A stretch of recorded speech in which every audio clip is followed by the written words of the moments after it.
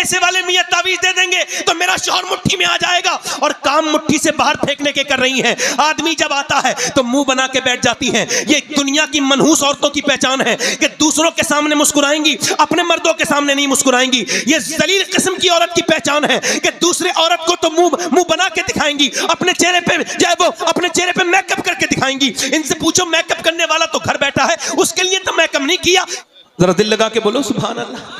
सैयदा पाक ने सही मौला अली मजदूरी करने के लिए पूरे दिन मजदूरी करके शाम को आए हैं और आकर के सैयदा पाक को दे दिया है खाना, वो दे दिया जो। अब जो नबी की बेटी ने, मेरी बहनें सुन ले, मेरी बेटियां सुन ले, नबी की बेटी ने चक्की चलाना शुरू कर दी। चक्की चलाते चलाते चलाते चलाते, तवज्जो करना, मेरी तरफ तवज्जो करना। अशरफ अली थानवी ने लिखा है, ये देवबंदियों के मौलाना है, उन्होंने कहा है, वो कहते, उसने भी लिखा है मतलब इस बात को, हालांकि हमारे उलमा ने भी लिखा है कि मौला अली एक पांव रखते थे काय पे घोड़े के रकाब पर, और घोड़े पे बैठने से पहले मौला अली का एक कुरान पूरा हो जाता था।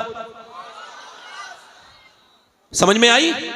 जो समझ में आए वो करामत नहीं होती, जो समझ में ना आए वही होती है। तवज्जो है कि नहीं? तवज्जो है मेरी बात तरफ? नहीं दिल लग रहा है? जरा किन लोगों का दिल लग रहा है यार? फेसबुक पे दिल लगता है, हुजूर की बातों में दिल नहीं लग रहा है। इंस्टाग्राम 3-3 घंटे चल जाता है और उंगली ऐसे चलती रहती है। बिल्कुल ये क्या है? ये बेवकूफी है। ये डोपामाइन अटैक कर रहा है आपके ऊपर। ये आपके अंदर जो ये क्या समझ रहे हैं, बीमारी है ये भी। इसका इलाज होगा कुछ दिनों के बाद। आप देख लेना 10 साल के बाद मोबाइल के मरीजों का इलाज डॉक्टर किया करेंगे। लिख लो इस बात को, ये बीमारी है। तवज्जो है मेरी तरफ? नहीं आपकी? अब मेरी तरफ तवज्जो करो, जरा गौर करो, मेरी तरफ तवज्जो करो। मैं क्या कर रहा था? मौला अली फरमाते हैं, मौला अली अपने घर में सैयदा पाक ने फिर चक्की चलाई। इतनी अच्छी बात से सुभान अल्लाह नहीं बोलेंगे। चक्की चलाई, और चक्की चलाने के बाद मैं गुजारिश करता हूं कि बैठे आप लोग, मुझे पैसे न दें, मैं थोड़ा डिस्टर्ब होता हूं पैसे लेने में।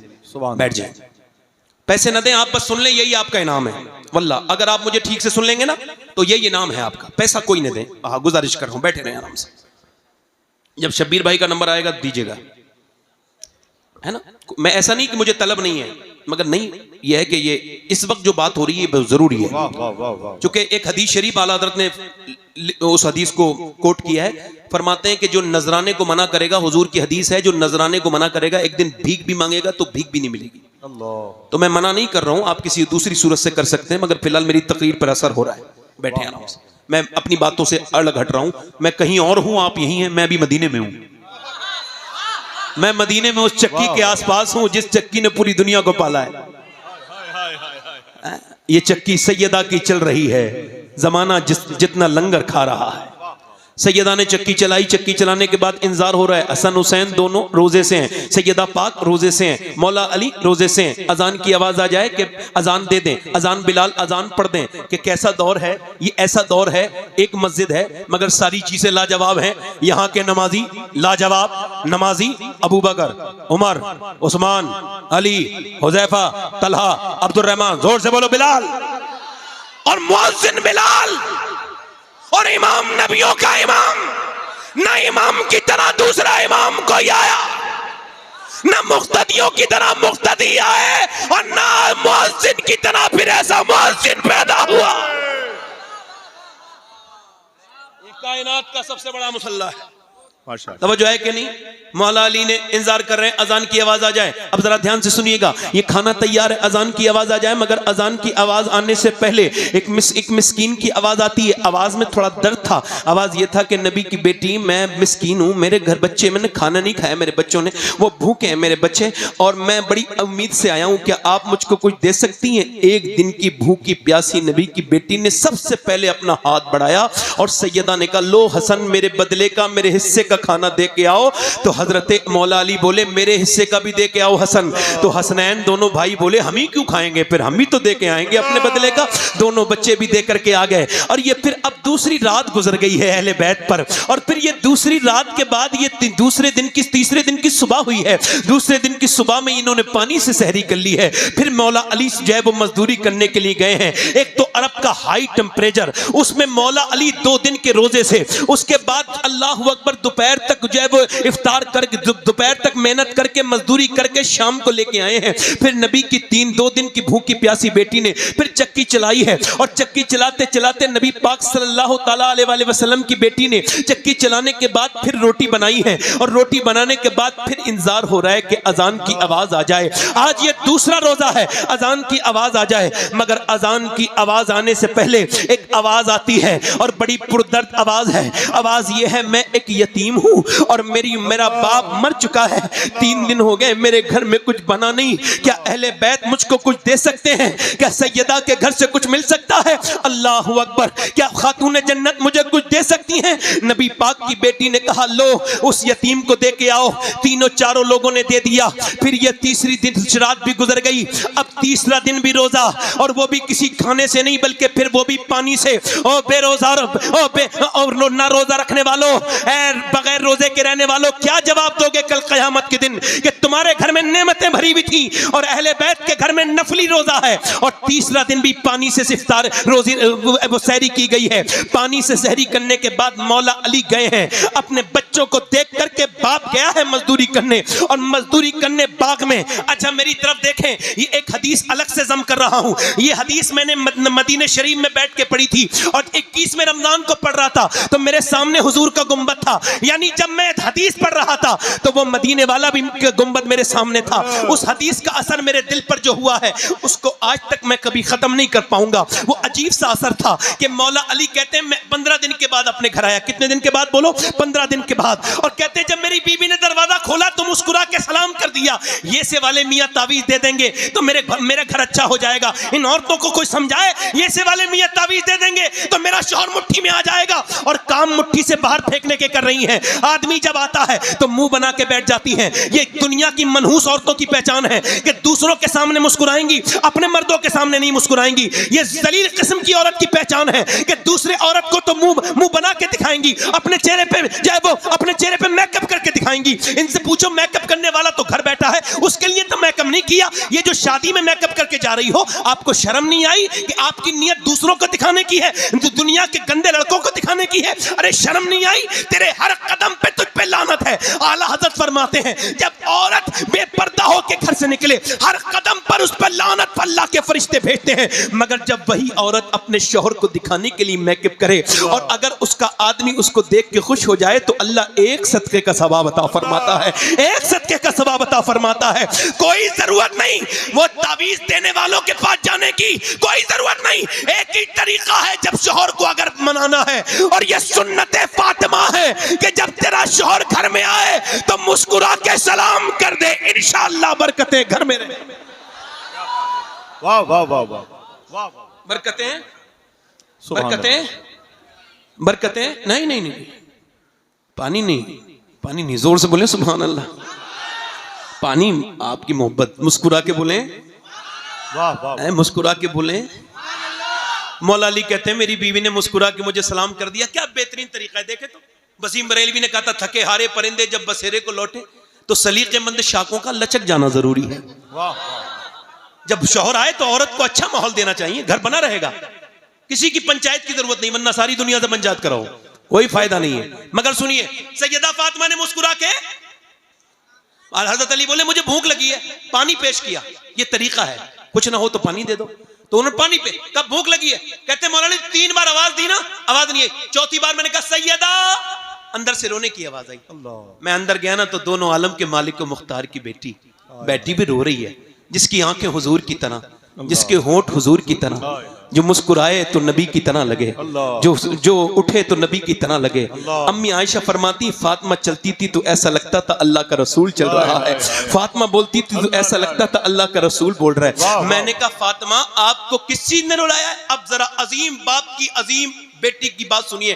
फरमाया मेरे सरताज मेरे अब्बा ने मैं इस वजह से रो रही हूं कि आपको खाना नहीं दे पाई, इसका अफसोस है कि आप सफर से आए। कहा क्यों? कि जब आप घर से गए थे कई दिन का फाका था, घर में आए हैं तो आज कई दिन का फाका है। हजरत अली कहते हैं आपने मुझे बताया क्यों नहीं? कहा मेरे अब्बा ने कहा था फातिमा अली से वो मत मांगना जो उनके पास मौजूद न हो। कहते हैं मैं बैठा था, फिर मैं रोने लगा और बहुत रोया, और फिर मैंने फातिमा को रोते देखा। मैंने पूछा क्यों रोती हैं? कहने लगी आप चले गए थे, मेरे अब्बा के घर में 16 दिन से चूल्हा नहीं जला है मेरे अब्बा के घर में।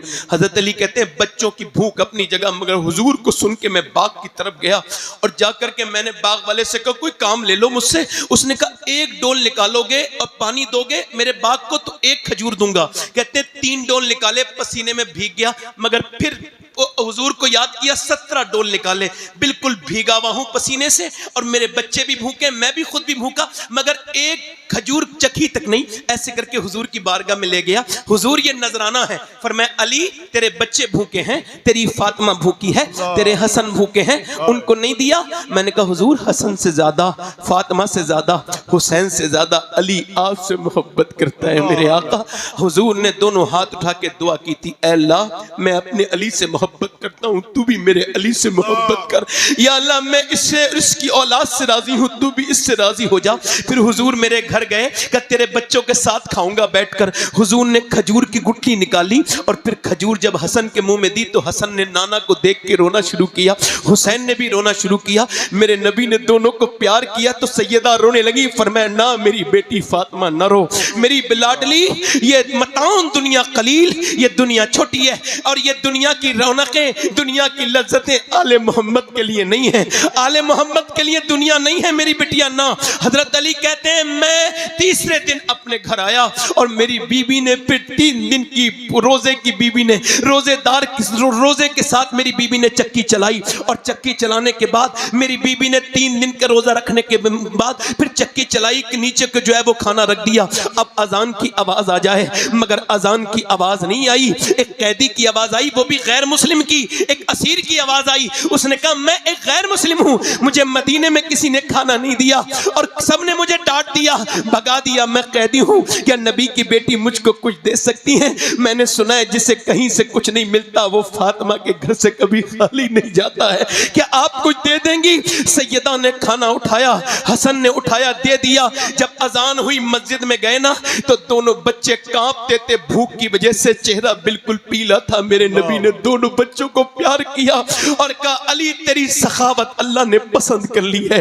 ऐ लोगों जरा सोचो तो हमने किस पैगंबर को भुला दिया है, किस रसूल को भुला दिया है, आज हम बिल्कुल भूल चुके हैं। जरा गौर तो करो, मेरे नबी ने फरमाया अली तेरी सखावत अल्लाह को पसंद आई, तेरी ज़ियाफत अल्लाह को पसंद आई। अल्लाह ने जिब्राइल को भेजा और फिर फरमाया वयुतइमून अत्वामा अला हुब्बिही मिस्कीना व यतीमा व असीरा, यानी खुद ना खाते हैं भूखों को खिला देते हैं। कैसे साबिर है मोहम्मद के घराने वाले। मगर मैंने अर्ज की थी, ए सैयदा, ए तैयबा, ए ताहिरा, ए सैयदा फातिमा, ये बताएं आखिर आपने 3 दिन का रोजे क्यों रखे, 4 दिन का क्यों नहीं रखा, या 2 दिन का क्यों नहीं रखा? आवाज आई मेरा पैगाम यजीद के लिए था मदीने से, ओ यजीद तू मेरे बेटे हुसैन को डरा नहीं पाएगा, ना 3 दिन की भूख से, ना 3 दिन की प्यास से, चूंकि फातिमा ने ट्रेनिंग मदीने में करा के भेजा है। अल्लाह अकबर, अल्लाह अकबर, अल्लाह अकबर, अल्लाह अकबर, अल्लाह अकबर। वाह वाह वाह, नारे तकबीर, अल्लाह अल्लाह, दोनों हाथ उठा के नारे तकबीर, आपको नारे रिसालत। आपको ये माहौल कैसा लग रहा है? बोलो अल्लाह अल्लाह। ये माहौल सब गौस पाक का बनाया हुआ माहौल है, ये सब बड़े पीर ने बनाया है। वाह वाह वाह, तवज्जो करें हुसैन, अब सुनो, अब जरा एक तवज्जो करना। मौला अली कहते हैं मैंने अपनी बीवी फातिमा से पूछा, बोलो सुभान अल्लाह, मैंने पूछा फातिमा मैं कुरान पढ़ता हूं, तवज्जो करना हाजी उस्मान साहब, जरा आपकी तवज्जो इस अपने बात पर, यहां पे देखिए। मैंने पूछा फातिमा ये बताएं मैं जब कुरान पढ़ता हूं एक पांव रखता हूं घोड़े की रकाब पर और जीन पर बैठने से पहले मेरा कुरान मुकम्मल हो जाता है, ये आपके अब्बा की बरकत है, मगर आप बताएं आप कैसे कुरान पढ़ती हैं? तो सैयदा चक्की चला रही थी, मुस्कुरा के बोली मैं अपनी चक्की शुरू करती हूं, उसके अंदर दाने रखती हूं और एक राउंड, एक चक्कर मेरी चक्की का पूरा नहीं होता कि फातिमा का कुरान पूरा हो जाता है। अरे जब बाप ऐसा कुरान पढ़े और माँ ऐसा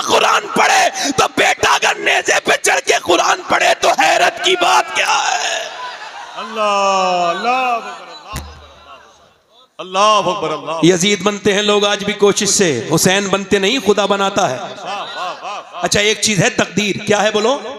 तकदीर को ना मानना कुफ्र, तकदीर को मानना ही पड़ेगा। और मैं आपसे मनवा भी लूंगा अभी यहीं बैठ के, जो तकदीर को ना मानने वाला है मेरी 2 मिनट की बात सुने, 2 मिनट में भी नहीं। किसी ने अपने बाप को अपने आप इंतखाब किया? बताओ। अरे कोई अपनी मर्जी से अपना बाप चुनता है? चुनता है? अगर ऐसा होता तो लोग बिल गेट्स के घर पैदा होते, अडानी अंबानी के घर बच्चे पैदा होते, गरीबों के घर बच्चे पैदा नहीं होते। कोई अपनी मर्जी से अपना बाप, अपनी माँ, बोलो बोलो, अपनी माँ, अपनी बहन, अपना भाई, अपना नाना, अपनी नानी। और किसी का नाना ठीक है तो नानी ठीक नहीं, किसी का दादा ठीक है तो दादी ठीक नहीं, किसी का बाप ठीक है तो माँ ठीक नहीं, किसी की माँ ठीक है तो भाई ठीक नहीं, किसी का भाई ठीक है तो बहन ठीक नहीं, किसी को अल्लाह ने बहन से नवाजा, अच्छी बहन है तो उसके भाई अच्छे नहीं है। मगर पूरी दुनिया में एक हस्ती ऐसी है हुसैन इब्ने अली की, जिसे जिधर से देखो लाजवाब है। अल्लाह ने उसे भाई हसन मुश्तबा दिया, बहन ज़ैनब कुबरा दी, उसको माँ सैयदा फातिमा जो सारी जन्नती औरतों की सरदारा है, उसका बाप अली जो सारे वलियों का सरदार है, उसकी नानी खदीजा जो सारी उम्महातुल मोमिनीन की सरदारा है, और उसका नाना सारे नबियों का सरदार है।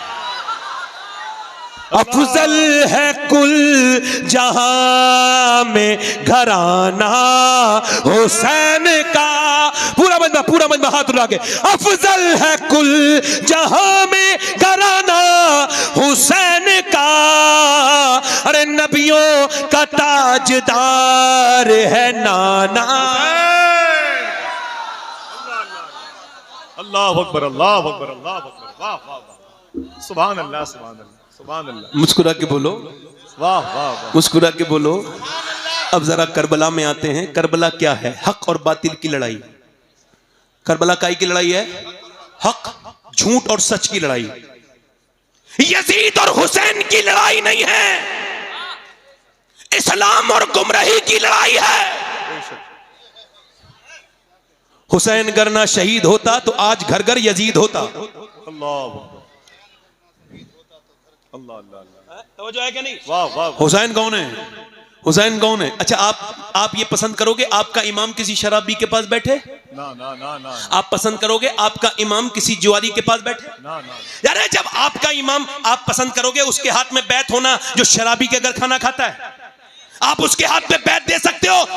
अरे ऐसा पीर पसंद करोगे जो किसी बेनमाजी के साथ रहता हो? नहीं ना।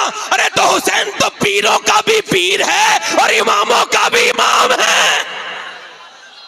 यजीद के हाथ में कैसे हाथ दे देते? नहीं दिया हाथ, छोड़ दिया मदीना, छोड़ दिया, बोलो छोड़ दिया। जब ज्यादा दबाव बढ़ा तो आपने फरमाया मैं मदीना छोड़ रहा हूं, इस वजह से मैं नहीं चाहता मेरे नाना के मदीने में लड़ाई हो। तवज्जो करो जरा मेरी तरफ देखो, ये मदीने सेल्फी वाले लोग जो जाते हैं ये कोई जाते वाते नहीं है, ये तो सेल्फी निकालने जाते हैं। ये तो वहां वही करते रहते हैं, इधर से लाइव उधर से लाइव। कभी अपने गुनाह भी लाइव करना बेटे, इतनी नेकियां लाइव करता है, कभी गुनाह भी लाइव करना। अपने गुनाह छुपाता है, नेकियां लाइव करता है।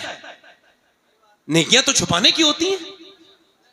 वहां मदीने में खड़ा है और कह रहा है एक लाइक दे दो, और वो भी हिंदुस्तानी लोगों से। पागल है, मदीने गया ही क्यों था? यहीं पे लाइक मांग लेता, मैं मदीने में हूं एक लाइक कर दो। और पागल एक बार मदीने वाले से कह देता या रसूल अल्लाह एक बार लाइक कर दो मेरे नबी। वाह वाह। तवज्जो है कि नहीं? हाँ, सैयद के खुलने में देर लगती है मगर खुलता है तो फिर खुलता है। जोर से बोलो सुभान अल्लाह, दिल लगा के बोलो। अब जरा गौर करो, मदीना छोड़ दिया। वैसे मैं अपनी बात कर रहा हूं, मैंने हिंदुस्तान के कई शहरों में रहा भी हूं, 10-10 दिन तकरीर की है, बड़े बड़े शहरों में, और भी जगह गया हूं, दुनिया के और भी 1-2 मुल्कों में गया हूं, मगर मुझे आज तक कोई शहर पसंद नहीं आया। ऐसा नहीं लगा मुझे कि मुझे वहां की याद आई हो। मगर 2017 में गया था पहली बार हज करने, अब हर साल जाता हूं अल्हम्दुलिल्लाह, अल्लाह का शुक्र है। मगर मैं आपको कसम खा के बता रहा हूं, आज तक कोई ऐसा दिन नहीं गुजरा 6 साल में जो मुझे मदीना याद ना आया हो। खुदा की कसम खाता हूं। वाह वाह। मेरे जैसे गुनहगार इंसान को, और ऐसे आला हजरत की नजर से देखो मदीना, कभी देखो आला हजरत की नजर से।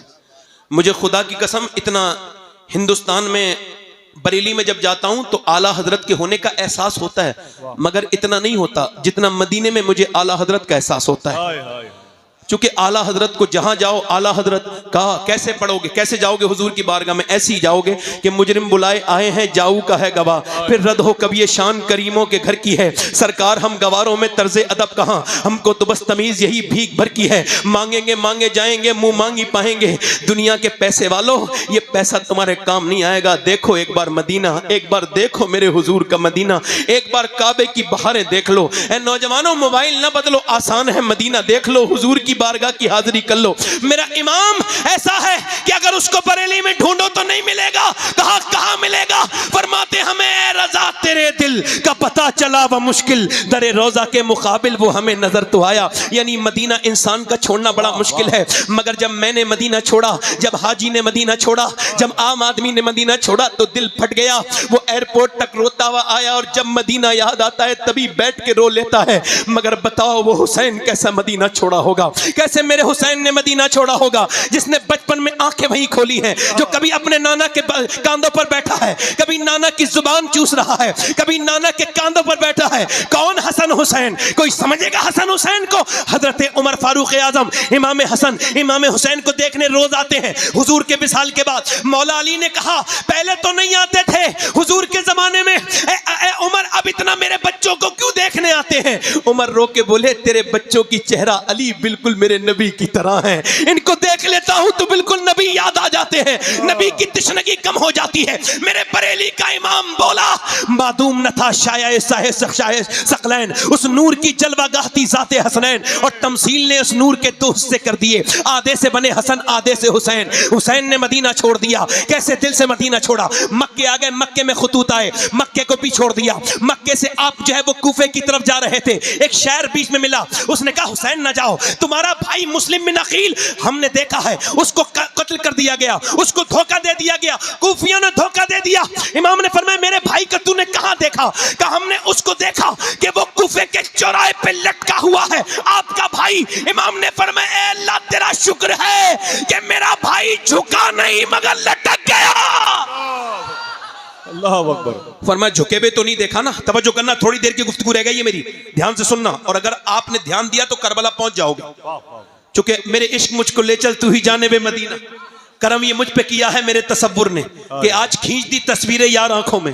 ये करबला इमाम गए, मोहनदास करमचंद गांधी हिंदुस्तान के राष्ट्रपिता, और उनका फोटो उस पे आता है काय पे, नोट पर। उनसे किसी ने पूछा ये आपका ये सूती कपड़ा है, ये आपकी धोती है, ये आपके कपड़े हैं, और ये आपके पास चरखा है, क्या इससे ब्रिटिश एम्पायर से लड़ेंगे? आपका दिमाग ठीक है? दिमाग तो ठीक है, इतनी बड़ी ताकत से लड़ेंगे? कब मेरी हिम्मत नहीं होती थी, गांधी बोले। कब फिर? मगर बोले जब मैंने करबला को पढ़ा और जब 72 शोहदा को पढ़ा तो मेरी हिम्मत हो गई। मैंने देख लिया कि 72 को मिटाने के लिए 22,000 आर्मी आई थी, मगर करबला के मैदान गवाही दे रहा है कि 22,000 का नामो निशान मिट गया, मगर 72 के खेमे आज भी करबला के मैदान में लगे हुए हैं।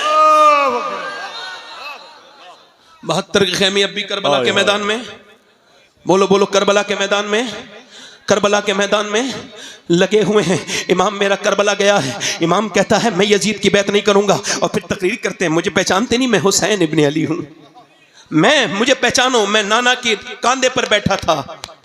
जब कांधे पर बैठा था तो हजरत उमर ने कहा था कितना अच्छी सवारी है हुसैन तेरी, तो मेरे नाना ने कहा था उमर तूने सवारी तो देख ली मगर सवार भी तो देख कितना अच्छा है। हाय हाय हाय। मैं वही हुसैन हूं, आज मैं यहाँ पे खड़ा हूं। इमाम आ गए, तवज्जो करना थोड़ी देर नौजवानों, आपकी बहुत खास तवज्जो चाहता हूं, अल्लाह करे तो ये मजमा और ये महफिल मैं जहां चाहता हूं वहां पहुंच जाए। हुसैन इब्ने अली हैं। अब आपने फरमाया जंग मैं नहीं करता, मुझे जाने दो, अब मैं किसी और मुल्क में चला जाऊंगा। रिवायतों में लिखा है, पूछा कहां, तो आपने फरमाया मैं हिंदुस्तान चला जाऊंगा। अल्लाह। मगर उनको क्या करना था? बेअत लेनी थी। बेअत का मतलब है बिक जाना। क्या मतलब? बेअत का मतलब बिक जाना। तो या तो किसी की नेकी को देख के बिक जाओ, वरना इमाम हुसैन कहते हैं दुनिया में कोई खजाना ऐसा नहीं बना जो हुजूर की औलाद को खरीद सके। अल्लाह। आपने फरमाया मेरे जैसा यजीद की बेअत। उन्होंने कहा ठीक है, जंग शुरू। जंग। अब जब तलवारों की आवाज आ रही थी, एक औरत गुजर के जा रही थी। मेरी बहनें सुन ले, मेरी बेटियां, ये जो आज अपने बच्चों को कभी नमाज के लिए नहीं कहती, कभी नमाज के लिए नहीं कहती। सुने, औरत जा रही थी अपने बेटे की शादी की तैयारी करने।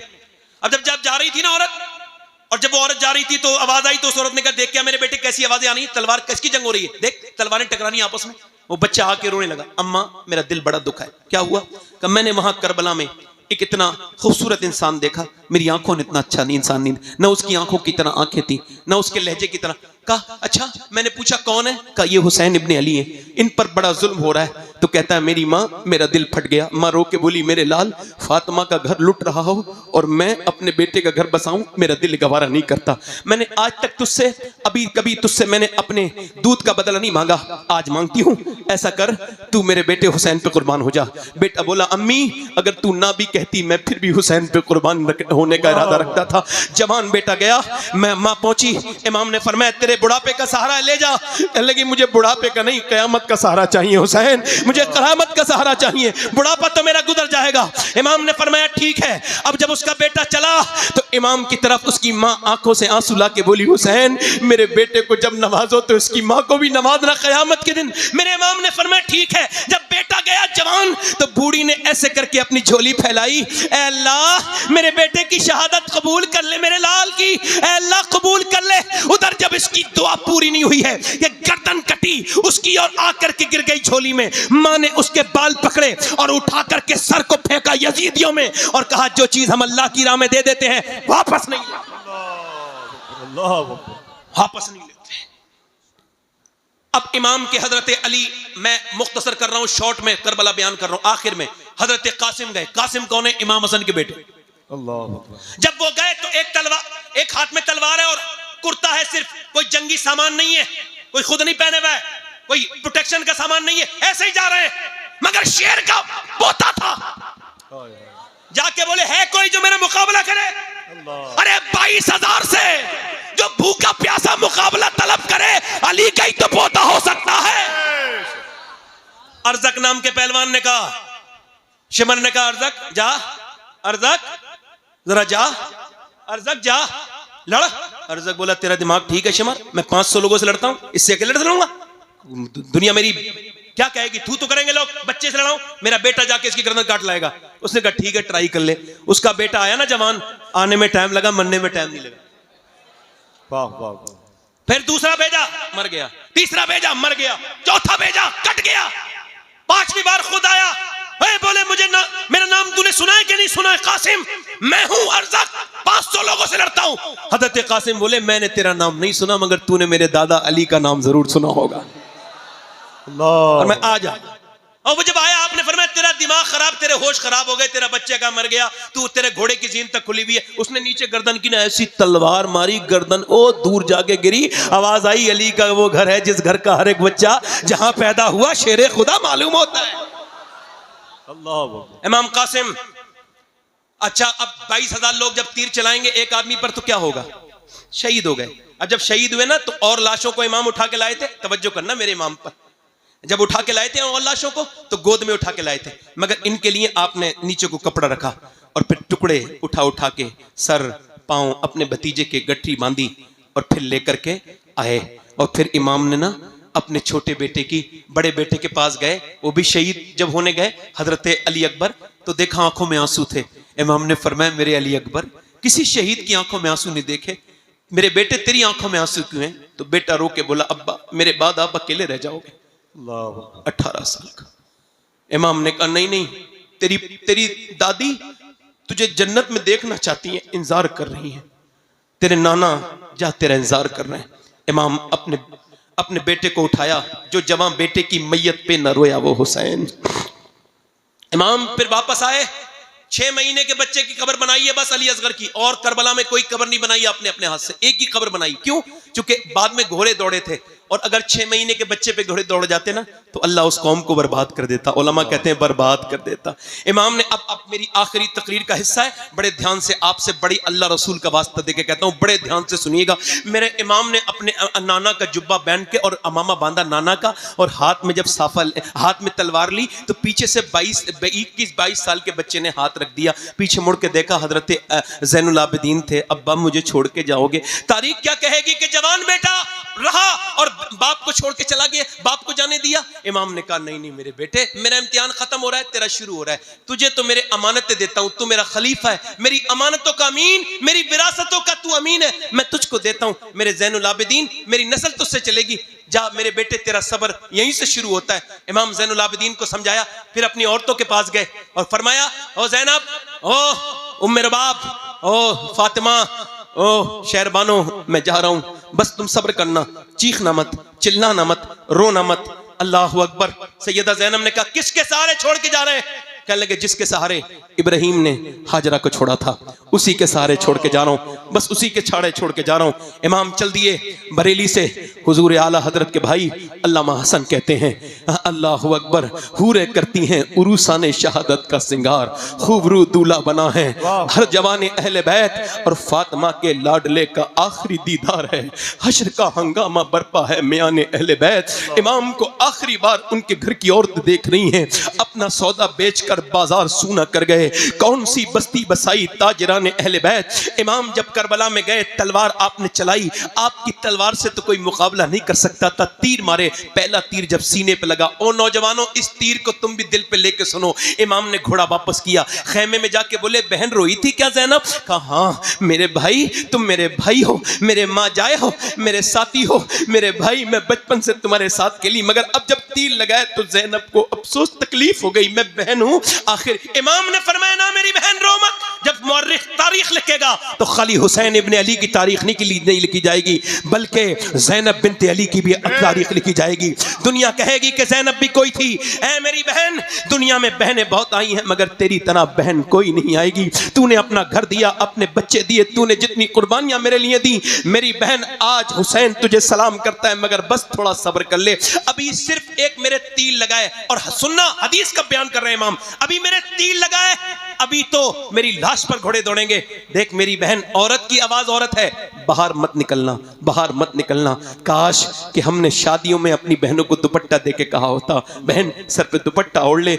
इमाम ने तो सीने में तीर खा के इतनी लाशें उठा के भी बहन से कहा था, बहन आवाज बाहर नहीं जानी चाहिए, मेरी लाश पर जब घोड़े दौड़े तब बाहर को निकल के मत आना, ये तुम्हें जेब नहीं देता कि तुम बेपर्दा हो जाओ। हाय हाय, इतनी तेजी के साथ लड़कियां गैर मुस्लिमों के घरों में जा रही हैं, क्या हमको शर्म नहीं आती इस बात पर? क्यों? चूंकि हमारे दिलों से इस्लाम निकल गया, कुरान निकल गया, नबी का फरमान निकल गया। हम अपनी बहनों से नहीं कहते, हम तो खुद बदकार हैं, बिगड़े हुए हैं, हमें अपनी बहनों से क्या मतलब? ओ मेरे भाइयों, ओ मेरी बहनों, मेरा इमाम कह रहा है मेरी बहन अभी मेरी लाश पर घोड़े दौड़ेंगे। मेरा इमाम गया है फिर मैदान में, मगर तलवार वाली जंग उन्होंने खत्म कर दी। 10,000 तीर जब एक साथ एक आदमी की तरफ आए तो बताओ कहां कहां तीर लगे होंगे? कोई ऐसी जगह नहीं थी, सीने में तीर लगा, इमाम के निकाल दिया। निकाल ही रहे थे कि आकर के माथे पे लगा है, और जब माथे पे लगा उसको निकाल रहे हैं तो फिर नेज़े लगे, और इतने जख्म के कोई जिस्म का हिस्सा ऐसा नहीं है जो इमाम हुसैन के जिस्म पे जहां जख्म नहीं आया है,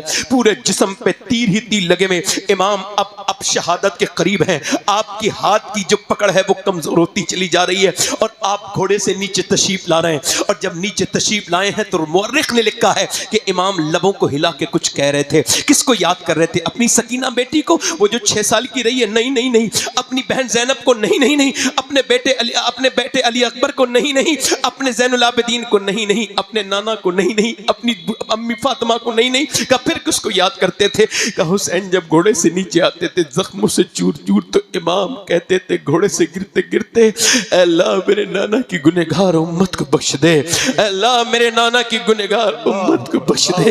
इतने जख्मों के बाद हुसैन ने क्या कहा है? अल्लाह मेरे नाना की उम्मत को बख्श दे। आज ये उम्मत कहाँ खड़ी है? ये उम्मत बर्बादी की तरफ जा रही है। ये नौजवान लड़के, इनकी तन्हाइयां बर्बाद है। ये नौजवान क्या कहेंगे? मेरा इमाम फिर नीचे आया है, और आने के बाद नमाज पढ़ चुके थे, सजदा करने गया है, शमशीर बकफ कातिल हो खड़ा, और कोई रहे सजदे में पड़ा। कहती है ज़मीन करबला इस शान का सजदा खेल नहीं। मेरे इमाम ने सजदे में सर रख दिया है, सजदे में सर रखता है मेरा इमाम, और जब कहता है अल्लाह की हमद बयान करता है तो फरिश्तों से अल्लाह कहता है तुम कहते थे कि तुम काफी हो सजदों के लिए, बताओ क्या तुम ऐसा सजदा कर सकते हो जैसा हुसैन ने किया है? जो मैं जानता हूं वो तुम नहीं जानते फरिश्तों। एक बाप जब अपने बेटे को दफनाता है तो उसका दिल को क्या गुजरती है, तुम फरिश्ते हो, तुमको क्या पता कि एक बेटे को दफन करने के बाद सजदा करना कैसा सजदा है। अपनी बेटियों बहनों की प्यास के बाद सजदा करना कैसा सजदा है। ऐसा दुनिया में सजदा नहीं हुआ कि सर सजदे में है, ऊपर से खंजर चल रहा है। और ये कौन सी गर्दन है? ये वही गर्दन है जिसे मेरे नबी चूमा करते थे, ये वही गर्दन है। आज ऊपर से खंजर चल रहा है। अल्लाह अकबर। उस आखिरी नमाज का आलम न पूछिए। इस्लाम जिंदा कर गया सजदा हुसैन का।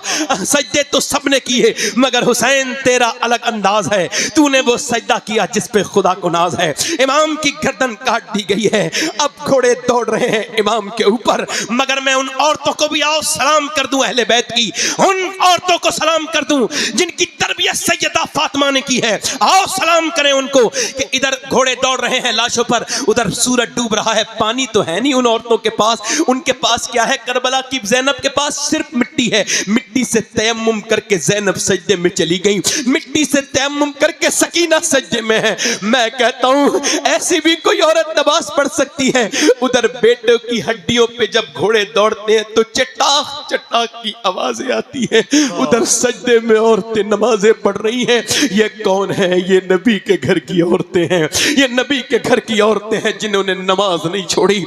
ऐ लोगों, मौत करीब करीब है। ये तुम्हारी दुनिया, तुमको जाओ पोस्टमार्टम हाउस पे मुरादाबाद जाओ संभल के पोस्टमार्टम हाउस पे जाओ जाकर के देखो कितनी लाशें पड़ी हैं मेरी और आपकी तरह। उन्हें चीरने वाला नहीं है। वो चीरने वाले कहते हैं हमारे पास टाइम नहीं, कल चीरेंगे। और कल वो चीरते हैं शराब पी करके। अब तो ग्लेंडर चल गया है, पहले तो फाड़ते थे, अब ग्लेंडर से चीरते हैं, पूरा जिस्म फाड़ देते हैं। कौन सी दुनिया में लगे हुए हो? फाड़ देते हैं। हुजूर फरमाते जब मुर्दे का हाथ पकड़ता है ना गस्साल, तो मुर्दा कहता है आराम से उठा, तेरे उठाने से बड़ी तकलीफ होती है। जब हाथ उठाने से तकलीफ होती है तो बोलो। जब वो चीरते हैं और फिर सीते भी कैसे ऐसे करके, बड़ी प्लास्टिक की रस्सी से चीरते हैं पूरा ऐसे करके, तो उस वक्त कितनी तकलीफ होती होगी। मैं तो दिन रात सफर में रहता हूं, बार बार दुआ करता हूं, ऐ अल्लाह पोस्टमार्टम वाली मौत से बचा लेना मेरे मालिक। पोस्टमार्टम वाली मौत से कैसी खबरें तुम्हारे बाप दादे की खबरें तुमसे कह रही हैं, उनका मरना तुम्हारे लिए काफी नहीं था। कब तक नौजवानों मोबाइलों पे अपनी जिंदगी बर्बाद कहते रहोगे? कब तक तुम गेम खेलने के लिए पैदा हुए थे? नहीं, तुम गेम खेलने के लिए नहीं, तुम तो मेरे नबी की आंखों की ठंडक हो, तुम तो मेरे हुजूर का प्यार हो। खुदा की कसम, तुम मेरे सरकार का प्यार हो, मेरे नबी का प्यार हो। तुमको पता नहीं नादानो कि तुम अपने घर में सोते रहते हो, मगर मेरे नबी आज भी अपने मजार में तुम्हारे लिए दुआ कर रहे हैं, आज भी दुआ कर रहे हैं। क्या बताओ किससे दिल लगा लिया? आओ आकर के कहें रब हमको माफ कर दे, हम बड़े गुनहगार हैं, हमको माफ कर दे मौला, हम बड़े खतेकार हैं। आओ इस महफिल में आज कहें।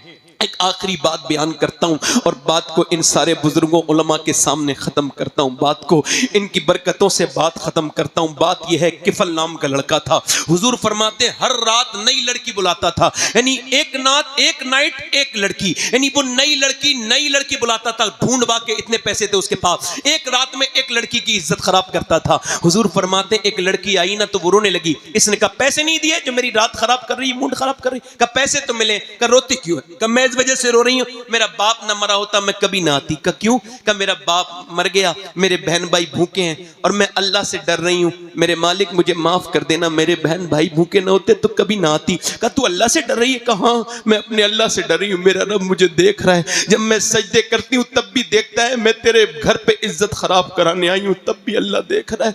वो रो के बोली अल्लाह मुझे माफ कर देना, मैं भूख की वजह से ऐसा कर रही हूं। हुजूर फरमाते उस रोने वाली के दिल वजह से उसका दिल धुल गया। आंसू किसी के होते हैं और दिल किसी का धुल जाता है। वो रो के बोली मालिक, जब वो रोई ना तो अल्लाह ने किफल का दिल धो दिया। वो बोला मालिक जा, मैंने तुझे अपनी बहन बनाया, ले पैसे ले। उसने सारे पैसे दे दिए, नहीं 10 लाख रुपए उसको दे दिया, वो तो चली गई। ये सजदे में गिर के बोला मालिक एक बार आई थी, हाथ भी नहीं लगाया, इतना रोई थी, मैं तो पूरी जिंदगी का पापी हूं, कितनी रातें खराब कर दी मैंने मेरे रब।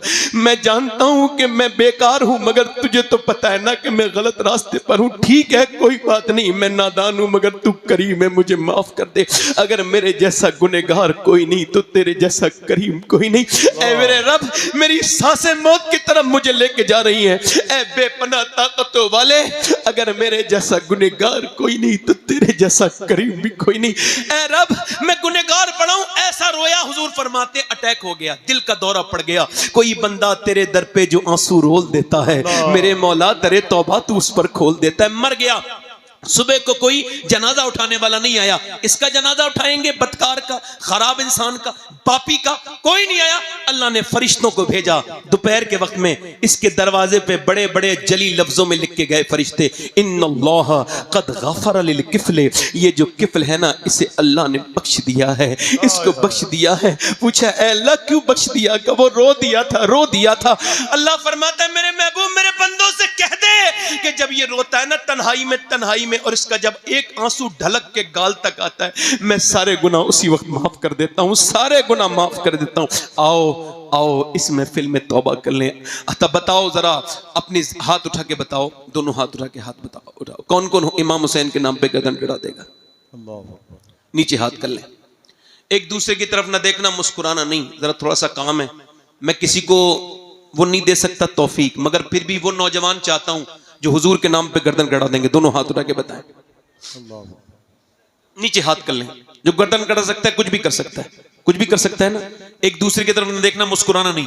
कितने लोग ऐसे हैं जो गर्दन भी कटा देंगे और आज से हुजूर के नाम पे पूरी दाढ़ी भी रखा लेंगे। इस महफिल में खड़े हो जाएं, बस वो नौजवान खड़े हो जाएं इस महफिल में, जो आज से नबी के नाम पे दाढ़ी रखाएं, बस वही खड़े हो सोच समझ के, जो आज से अपनी जिंदगियां बदलें। कोई मदरसे का बच्चा खड़ा ना हो, तालिबे इल्म उनके निसाब में होता है, बाकी खड़े रहे। आप खड़े रहो भाई, खड़े रहें। और कोई आशिक रसूल है इस महफिल रसूल में? 100 शहीदों का सवाब, हर नबी के दाढ़ी, हर वली के दाढ़ी। ये वही शरीयत है जिसे हुसैन ने बचाया था। ऊपर हाथ कर लें, दाढ़ी रखाने वाले ऊपर हाथ कर लें, मेरे साथ कहें इंशाअल्लाह आज के बाद न दाढ़ी कटेगी न मुड़ेगी इंशाअल्लाह। बैठ जाएं। हुजूर की आंखों की ठंडक क्या है बोलो? कितने लोग हैं जो आज से इरादा करते हैं हुसैन इब्न अली की कसम खाओ आज से तुम्हारी जानें जाएंगी मगर नमाज कदा नहीं होगी। दोनों हाथ उठा के इंशाअल्लाह नमाज की पाबंदी इंशाअल्लाह, दोनों हाथ उठा के इंशाअल्लाह नमाज पढ़ेंगे इंशाअल्लाह, अपनी बहन बेटी को पर्दा कराएंगे इंशाअल्लाह, हमेशा मसलके आला हजरत पे कायम रहेंगे इंशाअल्लाह। इंशाअल्लाह अपनी बहन बेटी को पर्दा कराओ और हजरात मोहतरम आज से अपनी जिंदगियों में तब्दीली लाओ, कुछ सीखो, कुछ बदलो और माना कि इस चमन को गुलजार न कर सके हम, कुछ खार कम तो कर गए, गुजरे जिधर से हम, और जुल्म और शिकवे जुल्मते शब से तो कहीं बेहतर था, अपने हिस्से की कोई शम्मा जलाते जाते, राब्ते तोड़ गया वो सारे आते जाते, वरना इतने तो मरासिम थे कि आते जाते। अल्लाह आप हम सबको सलामत रखे। तौबा कर लें। अस्तगफिरुल्लाह रब्बी मिन कुल्लि ज़म्बिन व अतूबु इलैह। ला इलाहा इल्लल्लाह मुहम्मदुर रसूलुल्लाह।